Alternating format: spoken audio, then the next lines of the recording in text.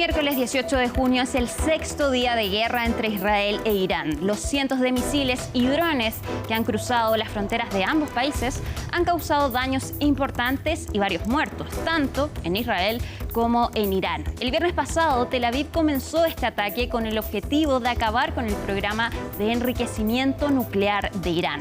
Un guión ya repetido. Israel comienza sus bombardeos, mientras desde Europa y las grandes potencias piden el fin a la agresión. Una reacción que poco efecto tiene. Solo hay que ver la guerra en Gaza y los miles de muertos que ya deja más de un año de conflicto. Pero esta vez un rol importante tiene Estados Unidos. Este país tiene las municiones y aviones que Israel necesita para destruir efectivamente la planta de enriquecimiento de combustible de Irán. Sin embargo, hay muchas preguntas detrás del programa nuclear de Teherán y cuáles son las verdaderas ambiciones de este país. Israel acusa que Irán está a punto de desarrollar una bomba nuclear, mientras que la inteligencia de Estados Unidos determinó que faltan años para esto. Asimismo, desde que Israel lanzó su ofensiva, han aumentado los llamados a un cambio de régimen en Irán, que está encabezado por el ayatolá Ali Jamenei. El primer ministro de Israel, Benjamín Netanyahu, aseguró que estos ataques podrían derivar en un cambio de régimen y agregó que este actualmente está muy debilitado. Es cierto que Irán ha sido escenario de protestas sociales, especialmente tras la muerte de una joven de 22 años que fue arrestada por supuestamente no llevar bien puesto el velo. No obstante, los expertos coinciden en que la mayoría de los iraníes no ven en Netanyahu una solución a los problemas internos del país.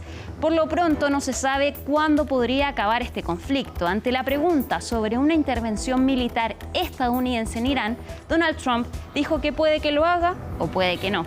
El líder supremo de Irán amenazó con daños irreparables si Estados Unidos se une a la guerra, mientras que Israel atacó nuevamente las instalaciones del programa nuclear de Irán. Aquí comienza Conexión Global Prime.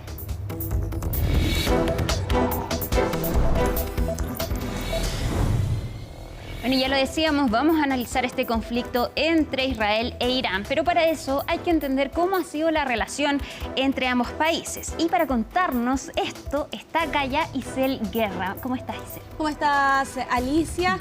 Y es bastante interesante cuando uno comienza a revisar hacia atrás en el pasado, ¿no? Cómo algunos hitos han marcado esta relación, que en algún momento fue de bastante cooperación entre estos dos países, pero que en un punto de la historia dio un giro que nos ha llevado hasta finalmente lo que hemos visto en estos últimos años y para qué decir estos últimos días. Y para eso vamos a revisar una línea de tiempo que en este caso comienza en 1947, ya lo están viendo ustedes a nuestras espaldas, con el plan de partición de Palestina, que Irán en su momento votó en contra precisamente de este plan presentado, ¿no? Y discutido por lo demás en las Naciones Unidas de crear un Estado judío y un Estado palestino.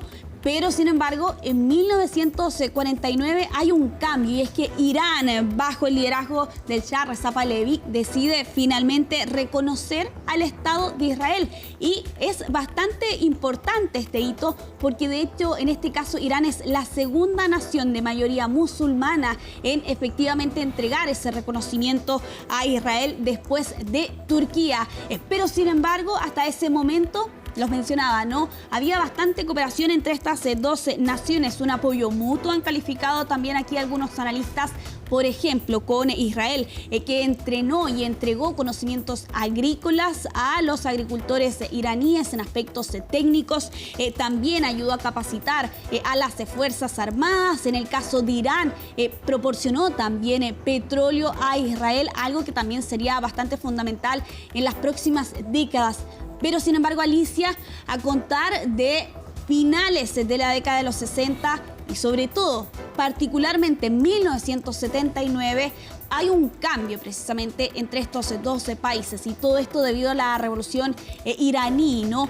Con la caída del Shah Reza Pahlavi, con la llegada también allí del ayatolá como el mayor líder, ¿no? de esta nación, y es allí cuando precisamente con la llegada del ayatolá Khomeini es que la situación entre estas dos naciones se cambia dramáticamente. Hay rupturas de las relaciones, se deja de reconocer la validez de los pasaportes entre estos 12 países países. Todo esto porque evidentemente el Shah Reza Pahlavi había sido derrocado por los islamistas, ¿no? Y eso genera una grieta que se profundiza conforme avanzan los años entre estas dos naciones. Hasta ese momento se plantea, había una cooperación más bien limitada, pero la verdad es que allí comienza el cambio en el rumbo entre estas dos naciones particularmente. Isel, y también acá hay un quiebre en la relación con Estados Unidos. Exactamente, sí, por cierto, y eso es efectivamente lo que ocurre en este caso particular, teniendo en cuenta que el Shah Reza Pahlavi había sido más occidental, ¿no? Y la cercanía evidente, por cierto, con Estados Unidos y con ello el alejamiento de esta nación, así como también de Israel. ¿Qué ocurre? En 1982 es la guerra del Líbano y si bien aquí Irán no está involucrada en este conflicto, sí ocurre que precisamente este país entrega respaldos a Hezbollah, ¿no? Y ese también es otro punto que comienza a distanciar aún más a estas dos naciones. Avanzamos bastante en el tiempo y nos remontamos ahora al 2010. Y aquí con este caso o este hito bastante particular y es el hallazgo de este virus informático Stuxnet en las centrales nucleares iraníes. Y aquí lo que se ha podido conocer con el tiempo es que llegó a afectar hasta 1000 máquinas relacionadas con la producción precisamente de material nuclear, particularmente de centrifugadoras. Y aquí lo que se ha planteado también respecto a este caso es que este virus tomó no solo control de estas 1000 productos, no, sino que además las hacía autodestruirse y estaba dirigido este virus específicamente a estas plantas nucleares iraníes. Hasta este momento no se ha podido conocer quién exactamente creó o fabricó, ¿no?, este virus informático, pero lo que trasciende, ¿no?, respecto de este caso en particular es que aparentemente habría sido creado por la Agencia de Seguridad Nacional de Estados Unidos y de la inteligencia israelí. Por eso también está dentro de esta línea de tiempo como parte de los episodios que han marcado ya en este punto las malas relaciones entre estas dos naciones. Y para ello seguimos avanzando ya en los últimos 5 años, ¿no?, de lo que ha ocurrido, por cierto, en la región, con los choques en alta mar, particularmente en el Golfo de Omán, lo vimos por esa fecha, así como también en el Mar Rojo. Tanto Israel como Irán acusaban al otro país de boicotear o de estar detrás de ataques contra buques que cruzaban, por cierto, estos dos lugares. Y ya en estos últimos años, particularmente el 7 de octubre, ¿no?, del 2023, con el ataque de Hamas a Israel, aquí de alguna u otra forma Israel ha apuntado a que responsables de la milicia iraní pudieron haber estado detrás, ¿no?, de algunos lineamientos que habrían permitido la realización de ese ataque que dejó 1.200 personas fallecidas en el lado de Israel durante esa jornada. Y ya uno de los últimos puntos de tensión entre estas dos naciones fue lo que ocurrió hace un año atrás, en abril del 2024. Por esas fechas, Israel lanzaba un ataque contra un edificio consular de Irán en Siria. Eso terminaba con la vida de algunas de las figuras importantes de la Guardia Revolucionaria iraní. Y en represalia es que precisamente Irán lanzaba este ataque con unos 300 proyectiles entre cohetes, drones y misiles contra Israel durante ese fin de semana. Todo esto por una respuesta en represalia a lo que había ocurrido anteriormente, y cambiamos totalmente lo que había sido la década de los 40 entre estas dos naciones para finalmente ver lo que ha estado ocurriendo en estos últimos días. Isel, hay que hacer el punto que ese ataque fue un ataque único. Exactamente. Pero ahora ya llevamos días en este conflicto. Exactamente. En esa oportunidad se trató de un ataque de un par de horas, donde otra de las diferencias es que se entendía era un ataque que había sido anunciado hasta cierta medida, una especie de ataque controlado de parte de Irán, como una especie de respuesta o de mensaje de advertencia al gobierno de Benjamín Netanyahu, cambiando totalmente el tono respecto de lo que hemos visto en estos últimos 6 días, ¿no? Donde además hay víctimas fatales que por ambos lados se cuentan en 250 personas, ¿no? A diferencia de lo que ocurría también durante esa jornada y ese fin de semana.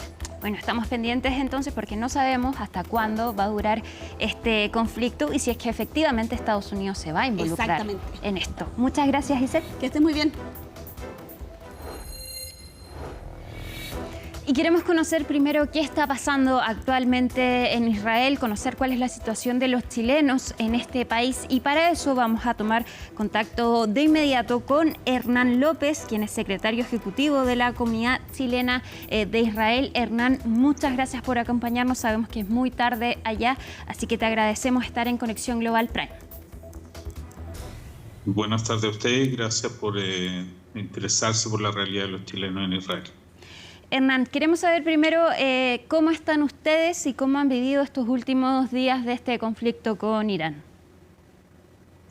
Mira, hoy ha sido un día relativamente calmado. Hubo una alarma a mediodía. Han habido ataques de misiles en la zona norte, en la zona centro ha estado más tranquilo, lo que nos ha dado un poco más de tiempo de revisar más en detalle cuál es la situación del general del colectivo de los chilenos en Israel. Y debo decir que lamentablemente hay una damnificada, digamos, en la ciudad de Rehovot, una chica que una explosión en la bomba, la expansión de la explosión destruyó el salón de su departamento, pero afortunadamente ella había antes acudido a la caja de escaleras del edificio. Y gracias a Dios su hija pequeña de 9 años no estaba en la casa en ese momento, así que no lamentamos desgracia más allá de las cosas materiales que siempre se reponen. Así que puedo decir que tenemos la primera damnificada, pero también que no está comprometido algo más serio que algunos muebles. Así que dentro de todo estamos todos bien. Como dicen acá, fut, fut, fut, o toco madera, sería la versión chilena, estamos todos bien. Hernán, nos gustaría saber cómo es la rutina diaria de ustedes durante estos últimos días. ¿Cómo lo hacen para llegar a los refugios? ¿Todos tienen acceso a refugios cuando suenan las sirenas? Para conocer cómo funciona esto, porque es muy desconocido para nosotros los chilenos. Mira, la gente que vive acá en Israel, en general las construcciones nuevas tienen dentro de la casa una habitación que es un refugio en sí mismo, una habitación reforzada que es como un cubo donde las murallas son muy gruesas, de medio metro, de hormigón armado y una puerta de metal. Las casas que no son tan nuevas como la mía, en general hay un refugio similar pero colectivo a unos metros de la casa, y tú tienes que ir a esos lugares. Yo vivo en un kibutz, está a menos de un minuto de mi casa. La gente que vive en la ciudad ya tiene más problemas porque si vive en un edificio de altura, en general el refugio está en la parte baja del edificio.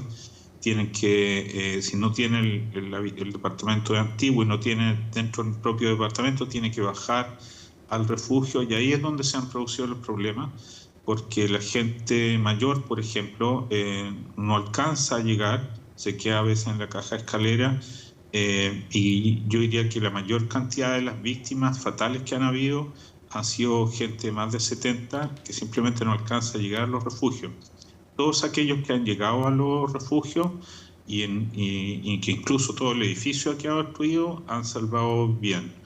Si estás en un lugar en la calle o si estás manejando, ahí ya tienes más problemas porque tienes que buscar el lugar más cercano, pero acá como la gente busca una solución rápidamente, el Waze, o el programa este que te indica cómo llegar a los lugares en auto, sacó una versión en que tú puedes ingresar, buscar el refugio más cercano. Entonces tú vas a lo que está más cerca de ti, o puede ser la casa de alguien, o un estacionamiento, o lo que sea que haya cerca. O si ya no encontraste nada de nada, te tiras al suelo y tratas de disminuir las zonas posibles de impacto, digamos. Que en el caso de los misiles que están llegando ahora no es muy útil, la verdad, porque la cantidad de explosivos que traen estos misiles es muy grande. O sea, estamos hablando de entre media tonelada y 5 toneladas. Entonces, tirarte al suelo no sirve tanto. El problema quizá mayor que hemos detectado son algunos compatriotas que están de visita, que no son turistas o que están por un periodo muy corto, porque ellos la verdad que están así, se tensionan mucho, o sea, me ha tocado hablar con más de uno. Además que el aeropuerto está cerrado, entonces tienen la incertidumbre de cómo salir de acá. Ellos de verdad sí se ponen muy, muy nerviosos con esto de que tienen unos minutos para buscar un refugio. Pero la gente que vive acá en general lo hace con tranquilidad. Hernán, por ejemplo, en un día de estos últimos días, en promedio, ¿cuántas veces tienen que ir al refugio? Mira, ahora hay una situación un poco diferente, porque antes del ataque a Irán, las alarmas te llegaban al teléfono o era una alarma física, digamos, que escuchaba una sirena y tenías un minuto antes del ataque a Irán estas cosas pasaban 1 o 2 veces a la semana, que eran los misiles que venían del Yemen. Pero ahora ha ido variando, porque los primeros 3 días eran muchas las alarmas, o sea, podía ir muchas veces durante el día y por periodos largos. Antes la instrucción era que entrabas al refugio, esperabas 10 minutos y salías. Ahora la norma que estableció el ejército es que tú entrabas al refugio y salías solamente cuando te indicaban que podías salir. O sea, podías hacer 10 minutos, 40 minutos, 2 horas, cuando ellos te indicaran salir.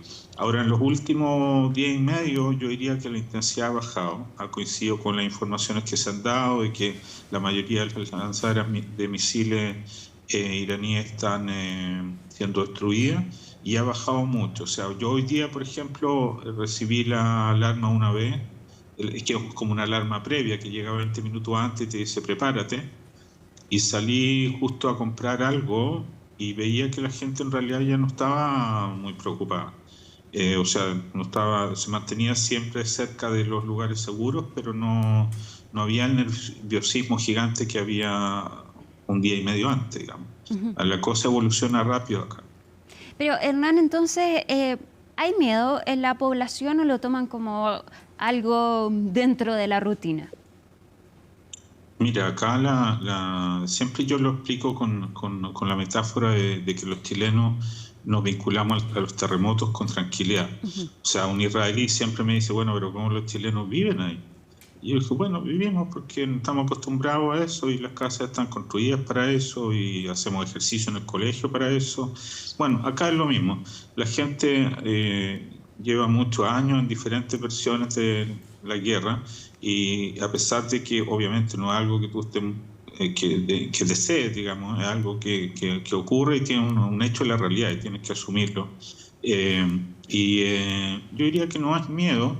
Llega un punto en que se hace de forma mecánica. En este ataque a Irán en particular, yo expliqué que el primer día sí había miedo, porque estos misiles eran algo que desconocíamos en la cantidad y en la tecnología. Están los misiles Fatah 1, que son hipersónicos. Era un misil que no habíamos visto en Israel, que viaja mucho más rápido, que nuestros sistemas antimisiles no podían parar y que al bajar, todos los misiles anteriores eran balísticos, o sea, tenían la forma de una bala, subían y después caían por gravitación. Entonces los antimisiles de nosotros tenían tiempo en esa curva de irlos parando en algún punto, o en la estratosfera o al caer. Pero estos van mucho más rápido, o sea, van 6 veces a la velocidad del sonido, y al bajar hacen como un giro, así como hacen las gaviotas cuando van a tirarse al mar, que como que se doblan y se tiran en picada. Bueno, esto hacen lo mismo, y esa picada aumenta la velocidad de 5 Mach a 13 Mach, que es una cuestión increíble. Entonces la cúpula de hierro no es capaz de detenerlo. Y eso sí produjo miedo, porque tú ya tienes una cuestión que no tenés cómo defenderte, y que la capacidad destructiva es inmensa. O sea, los primeros que yo vi fue uno que cayó en Ramat Gan, que está cerca de Tel Aviv, y que destruyó, no sé, 6 edificios alrededor, y quemó y voló los autos por los aires. Era una cosa impresionante. Entonces tú decías, si caen muchos de estos, ¿qué hacemos, digamos? Porque no tenemos cómo pararlo. Afortunadamente, al parecer no tenían tantos de esos, o nuestros sistemas lo fueron deteniendo. Hasta ahora entiendo que hay algo así de 400 misiles que han caído en Israel y no más de 30 han golpeado estructuras donde viven personas, lo que igual es un daño muy grande, como te decía, una cantidad explosiva muy grande. Han muerto 26 personas y hay 500 heridos, pero pudo haber sido mucho peor.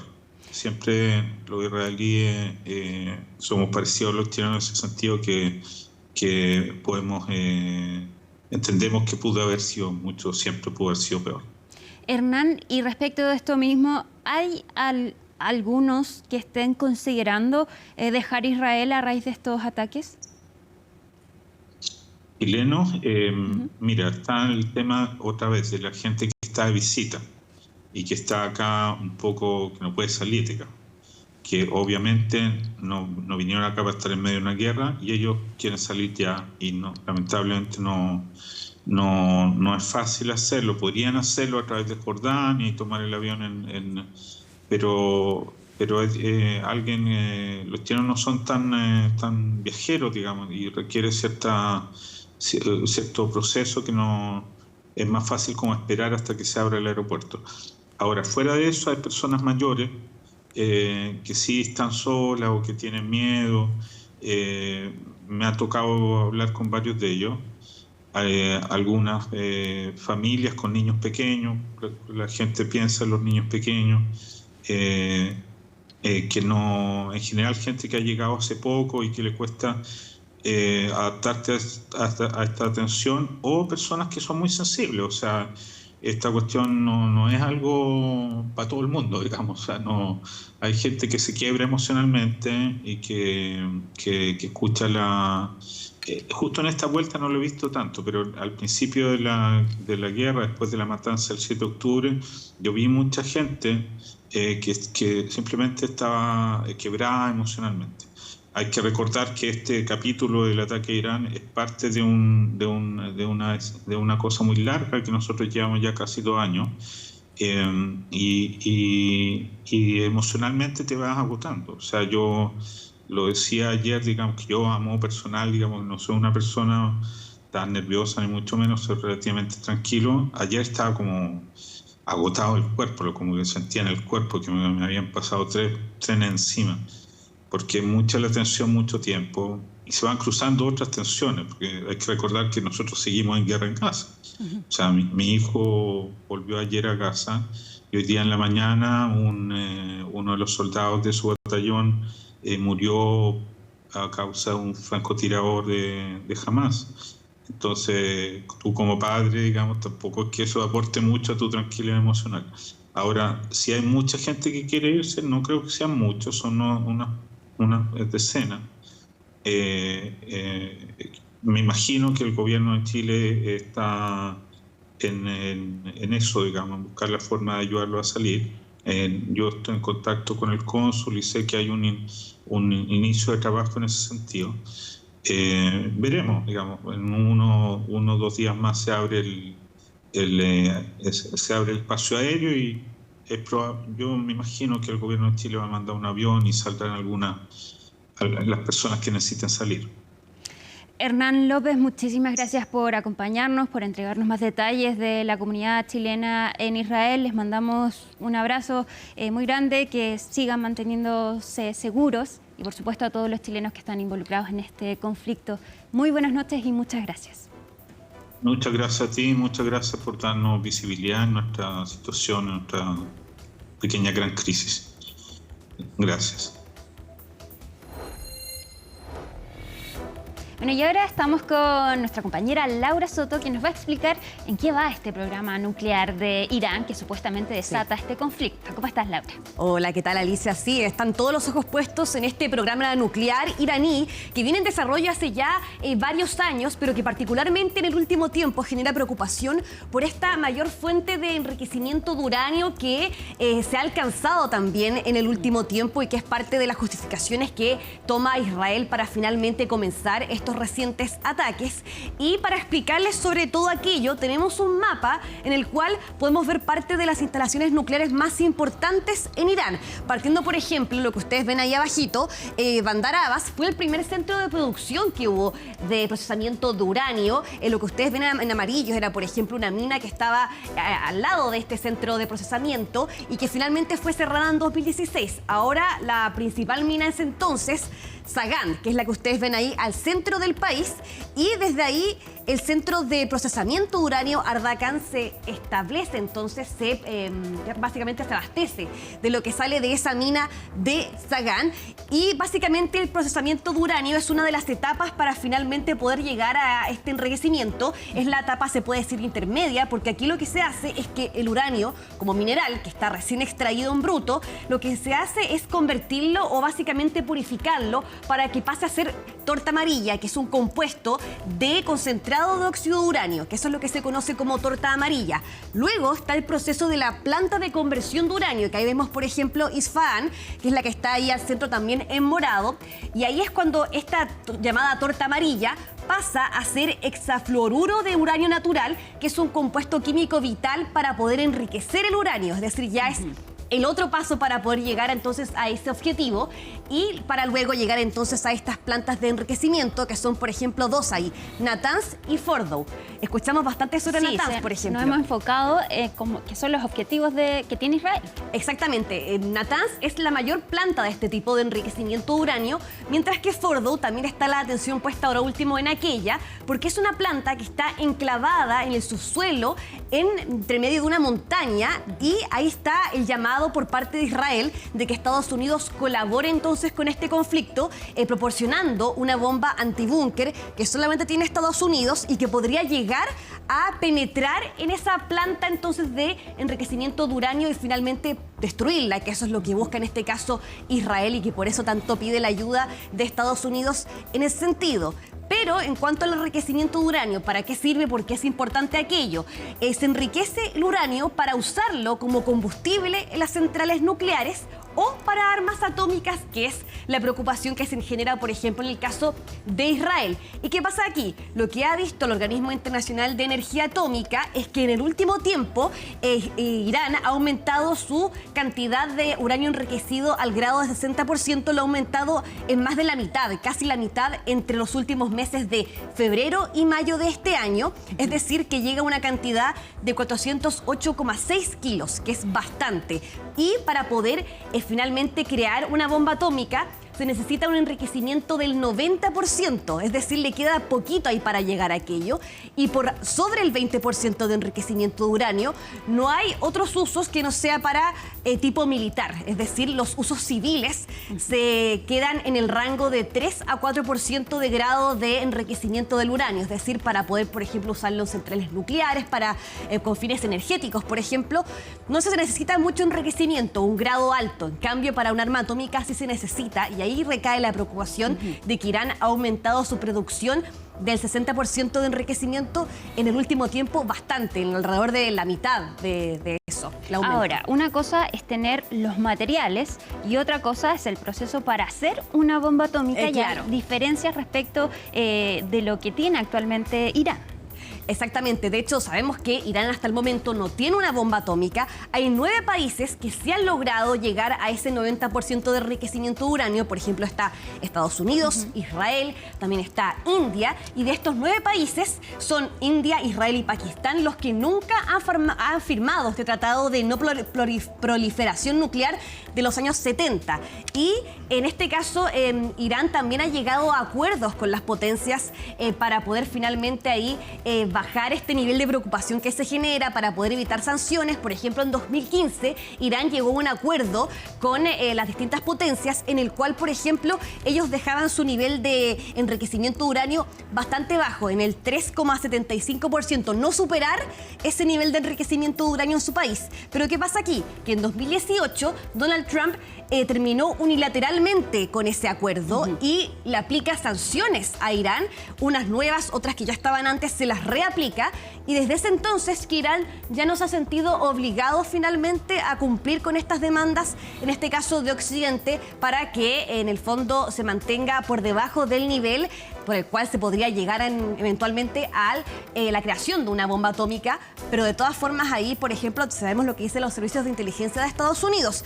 La directora de inteligencia de Estados Unidos, Tulsi Gabbard, decía en marzo pasado de que al menos en este momento no hay indicios que puedan indicar de que realmente Irán esté cerca de esta bomba atómica o que al menos podría llegar a aquello. En cambio, Israel sí dice que ha visto progresos concretos que sí lo acercan a eso, pero de todas formas no ha dado las pruebas concretas para afirmar aquello. Ahora, también otro punto importante, lo que señalas respecto de Estados Unidos, es que estaban precisamente en estas rondas de negociaciones con Irán y eso es finalmente lo que se termina y no se logra la última ronda de conversaciones el domingo pasado. Exactamente. Y ahora queda ver si es que efectivamente existe la posibilidad de que haya una solución diplomática, una nueva negociación, algo que Donald Trump ayer decía que no tenía ánimos de seguir negociando. Claro, en un comienzo él sí apostaba a la conversación, al diálogo con Irán, por algo estaba en este encuentro fijado en Omán para el domingo pasado, que finalmente se rompe debido a estos ataques, pero ahora ha cambiado la postura de Donald Trump y ha tomado quizás una posición un poco más belicista, sin llegar todavía a decir sí, voy a apoyar militarmente a Israel en su guerra con Irán. Perfecto, muchas gracias Laura, muy claro esto y nosotros vamos a seguir analizando este tema a la vuelta de la pausa con Raúl Sor.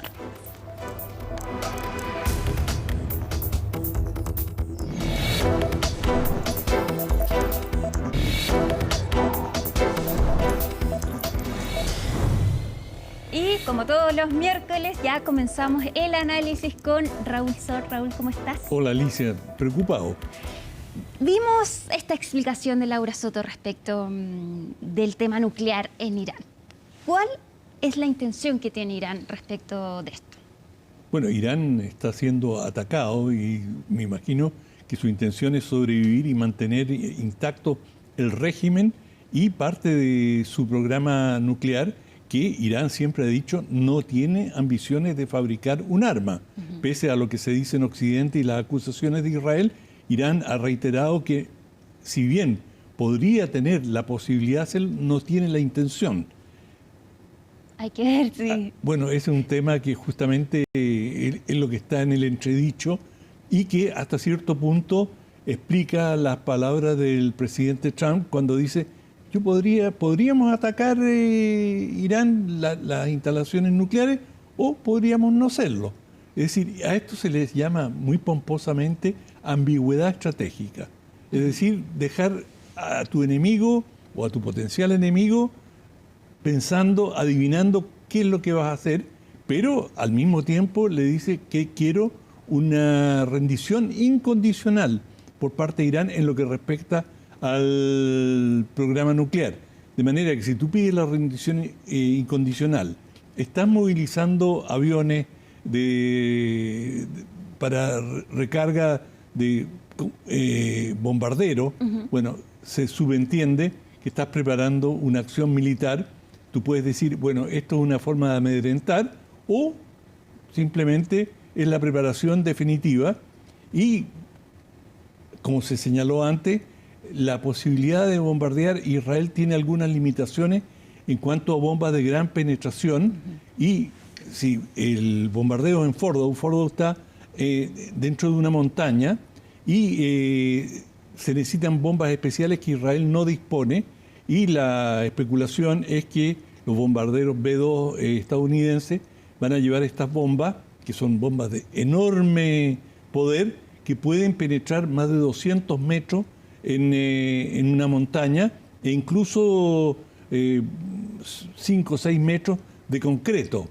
Ahora, nadie tiene garantizado el éxito con ese tipo de operaciones. Claro. Estas bombas no han sido utilizadas, es una hipótesis que podrían lograrlo. Tampoco se sabe exactamente cómo es Fordow o Natanz, de manera que, pero especialmente la que está en la montaña en Fordow, si lo lograrían o no. Y el peligro es lanzar un ataque y que, pagues todos los costos por haber atacado sin conseguir el objetivo.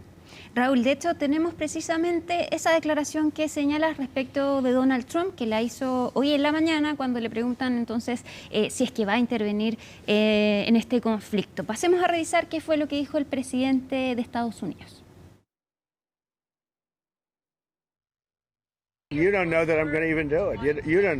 Ni siquiera saben lo que voy a hacer, no lo saben. Puede que lo haga, puede que no.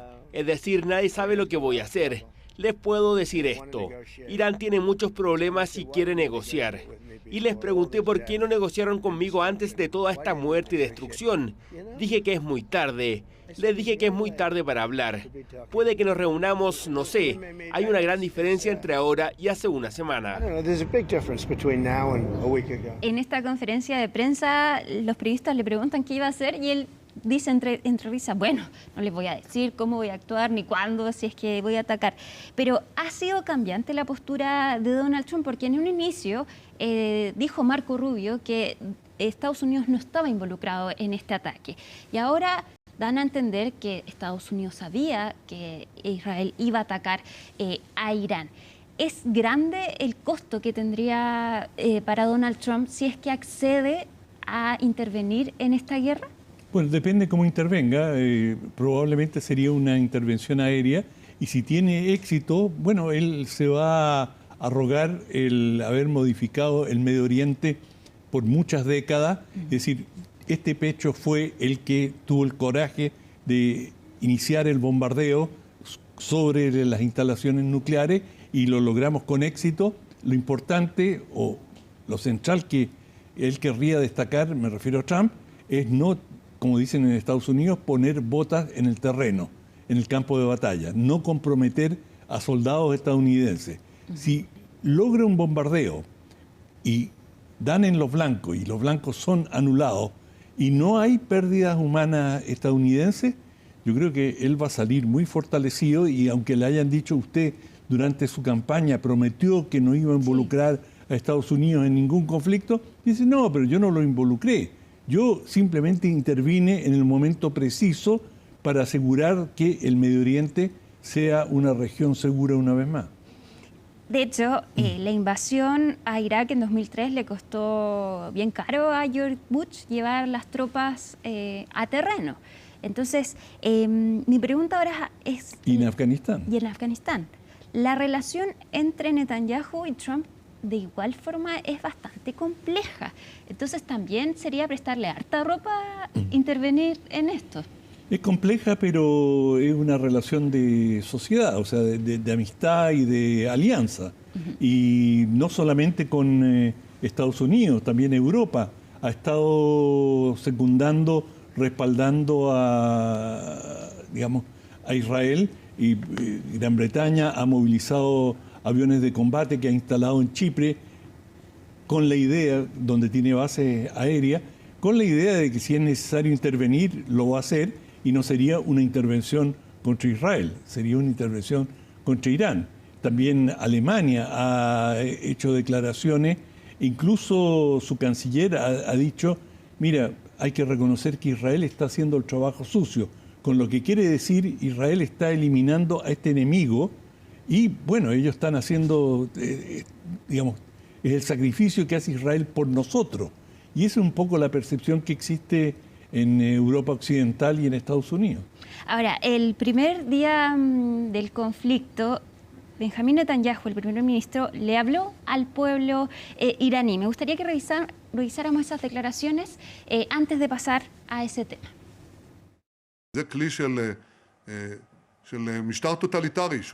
Esta es una herramienta de un régimen totalitario que oculta la realidad a los ciudadanos de Irán. Les oculta la situación real. Les pone una máscara al pueblo iraní. Al mismo tiempo se están abriendo otros canales a través de los cuales los ciudadanos iraníes que luchan por liberarse de este régimen tiránico pueden descubrir la verdad. Y eso es importante. El viernes tú leíste esta declaración que ahora ya la podemos entender mejor, que al parecer Israel está apuntando a un cambio del régimen iraní. ¿Esto cómo es posible? ¿O es posible? Mira, lo primero que te tengo que decir es que es totalmente contradictorio tratar de impulsar un cambio de régimen y bombardear a un país. Esto se ha visto en todos los conflictos. Y, durante la Segunda Guerra Mundial, los nazis dijeron, vamos a bombardear Londres para ablandar la población y para que finalmente se rindan. Lo único que consiguieron fue endurecer la voluntad de lucha del pueblo inglés. Después, cuando se dio vuelta la situación. Y Alemania fue bombardeada y todos los llamados de los aliados era que los alemanes se rindieran nuevamente frente al bombardeo, frente a la destrucción masiva de su país. Los alemanes se unieron incluso tras Hitler con todo lo que ello implicaba. De manera que pensar que un bombardeo de Irán va a ablandar a la población y que va a llevar a un levantamiento, me parece que no tiene mucho fundamento histórico. Y en concreto, de todo lo que hemos escuchado de Irán, hay muchas personas que discrepan con el gobierno actual, el gobierno, digamos, de los ayatolás, pero cuando tu patria es atacada y tú ves la destrucción, bueno, la gente tiende a cerrar filas. Y yo creo que eso pasa, lo hemos visto en todos los conflictos. Los bombardeos, sobre todo de población civil, no ayudan a un levantamiento. Hemos visto manifestaciones en 2023, en 2022, en contra del régimen iraní. Pero actualmente, ¿podemos decir que el régimen está debilitado? Eso es muy difícil saberlo. Sin duda hay una facción importante del pueblo iraní que se ha manifestado, especialmente en las capas medias urbanas. Pero al parecer tiene un respaldo en regiones rurales y la religión está muy implantada. En Irán el chiismo es la corriente dominante, de manera que hacer, digamos, mirado desde fuera, los únicos que realmente podrían deponer al gobierno son los militares, y hasta donde se sabe, los militares han sido purgados y es la Guardia Revolucionaria la que tiene el control del país. Israel desde hace años venía planteando estas intenciones. De hecho, estamos revisando declaraciones de Netanyahu y desde hace años viene diciendo que Irán está cerca de esta bomba atómica. Pero hace poco también ocurrió un ataque importante en contra de Hezbollah. ¿Podríamos decir que Israel atacó a los proxies de Irán para finalmente realizar este ataque y debilitar aún más el régimen? De eso no hay duda. No necesariamente los liquidó con mira a atacar a Irán, pero desde que se generó la situación del 7 de octubre, digamos, de la masacre de 1.200 ciudadanos israelíes y la toma de rehenes, Israel entró en una situación de conflicto y Hezbollah solidarizó y lanzó algunos cohetes y se generó el conflicto que llevó al ataque que Israel realizó a Líbano en forma relativamente independiente, pero con respaldo israelí. Se estaba librando, o a ciertas facciones en Siria se estaba librando la guerra civil que terminó tumbando al régimen sirio, de manera que se fueron creando, como tú bien lo señalas, condiciones para un enfrentamiento cara a cara con Irán, que es lo que estamos viendo en este momento, pero que, como es evidente, se venía dando desde hace mucho tiempo y, digamos, en la línea de tiempo se señaló, por ejemplo, cómo Israel intervino y contaminó con gusanos o virus el programa nuclear iraní y lo retrasó en bastante tiempo.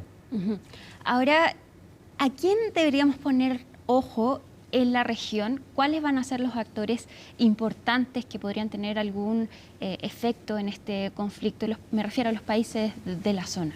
Bueno, primero habrá que ver cómo continúa este conflicto que está lejos de terminar y si, digamos, Irán decide cerrar, por ejemplo, el estrecho de Hormuz, por donde pasa el 20% del petróleo mundial. Bueno, eso afecta a todos los Emiratos. Hemos visto que los hutis lanzaron en su momento algunos misiles contra campos petroleros saudíes. Esto puede tener un impacto enorme sobre el precio del petróleo y con ello un efecto desestabilizador sobre el conjunto de Occidente. Es decir, si comenzamos a ver todos los escenarios y los peores escenarios, es una situación muy preocupante. ¿Y qué podemos esperar, por ejemplo, de países como Arabia Saudita y Jordania y también Egipto, que parecen ser aliados de Occidente, pero Arabia Saudita fue el primero en condenar este ataque contra Irán? Sí, Arabia Saudita, su existencia depende de la debilidad relativa de Irán. Es decir, Arabia Saudita le ha temido y le teme a Irán. Por lo tanto, una cosa son las declaraciones públicas y otra su postura, y de hecho tiene conflictos con fuerzas aliadas como los Houthi, que son una fuerza aliada de Irán y con los cuales ha librado una guerra civil de muchos años. De manera que Arabia Saudita, en su fuero interno, estaría muy contenta si viera una derrota militar contundente de Irán. Ahora, no hay que olvidar que siguen habiendo conflictos de los que ya hemos hablado, la guerra entre Rusia y Ucrania. De hecho, Zelensky se perdió una reunión con Donald Trump porque él dejó el G7 para ir a Estados Unidos y hablar respecto de este tema. ¿Qué va a pasar con Gaza, donde sigue muriendo gente, donde sigue Israel controlando la zona? ¿Qué podemos esperar de ese conflicto mientras en paralelo está este otro conflicto con Irán? Bueno, depende cómo se resuelva el conflicto con Irán, pero de momento la situación en Gaza empeora y vemos que hay decenas de muertos todos los días, especialmente entre las personas que viven una situación de hambruna y tratan de obtener alguna alimentación. Por lo tanto, la situación de Gaza va de mal en peor. Yo sé que no te gustan estas preguntas porque siempre dices que no podemos adivinar el futuro, pero ¿cómo crees que...? Al menos yo no puedo. Yo tampoco, lamentablemente. Pero Raúl, ¿cómo crees que va a avanzar la situación de Benjamín Netanyahu en Israel? ¿Podría generar más descontento en la población hacia el gobierno de Netanyahu? Depende completamente cómo concluya este conflicto. Eso sí te lo puedo dar firmado. Si, digamos, Netanyahu e Israel cumplen con su cometido de eliminar o de postergar por décadas el programa nuclear iraní, se va a cubrir de gloria, no te quepa duda. Las últimas encuestas señalan que el 85% de la población israelí respalda el ataque a Irán. Eso te dice volúmenes sobre cómo están las cosas allá. Pero si por el contrario fracasa y consigue, digamos, algunos objetivos parciales, esto se va a sumar a todos aquellos que sospechan de que Netanyahu ha utilizado una serie de conflictos para fortalecer su posición política. Todo dependerá de los resultados de esta, bueno, ya podemos hablar de esta guerra. De esta guerra. Otra pregunta que no te va a gustar. ¿Tú crees que es factible desarmar el programa nuclear de Irán? Bueno, esto volvemos al tema de la famosa bomba especial que tiene Estados Unidos. Exacto. Que penetra. Es posible postergarlo por mucho tiempo y el complemento de la destrucción física de las instalaciones nucleares sería el cambio de régimen. Raúl Sor, muchas gracias por este análisis muy interesante. Nosotros llegamos hasta el final de Conexión Global Prime. Si es que se perdieron parte de este programa, ya lo pueden ver en nuestra página de YouTube y en todas nuestras plataformas. Y muchas gracias por vernos. Vamos a seguir atentos a cómo entonces deriva este conflicto. Que estén muy bien y sigan, por supuesto, en CNN Chile.